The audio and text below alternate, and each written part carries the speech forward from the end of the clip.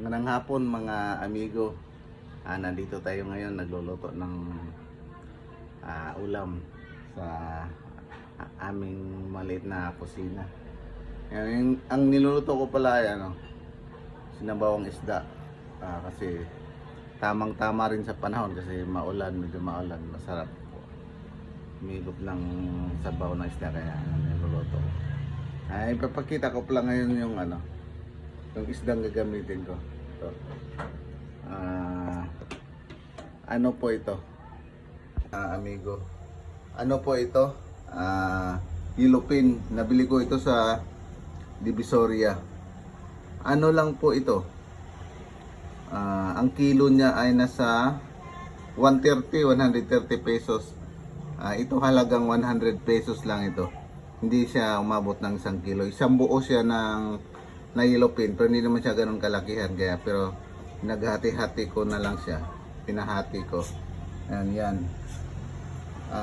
Ano to siya? Ano to, 100 pesos lang po ito, lahat na ito. Ngayon, ito yung sasabawin. Gawin kong sinabawang isda. Tapos ito naman, nabili ko rin to sa halagang 150 yata to, 150 lahat, lampas 1 kilo. Pero ang kilo nito nasa lang, 130 ang kilo. Parang matambaka ang tawag dito sa Manila, matambaka, pero may halong mga parang alumahan. Yan.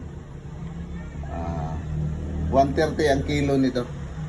Nabili ko pala to sa Divisoria, kaya medyo mura-mura kasi sa Divisoria ko po to nabili. Kasi sa Divisoria kasi medyo mura talaga ang Divisoria kasi, mga amigo. Medyo makakamura ka doon kung gusto mong bumili ng medyo gusto mong makamura. Sa Divisoria medyo makakabili ka kasi doon medyo nandun kasi yung bagsakan wholesale, kaya medyo mura. Kaso nga lang, hindi ka makabili ng mga per kilo. Ang pinakamawa per kilo, pero meron din namang medyo tumpok-tumpok lang, nasa tabi-tabi lang, medyo mga tumpok-tumpok, pero medyo mahal ng konti kumpara doon sa talagang mga wholesale na nagtitinda. Meron kasi iba na nagtitinda na wholesale talaga ang binibenta nila. Wholesale. Ang pinakamababang benta nila 1 kilo. Hindi ka bibintahan ng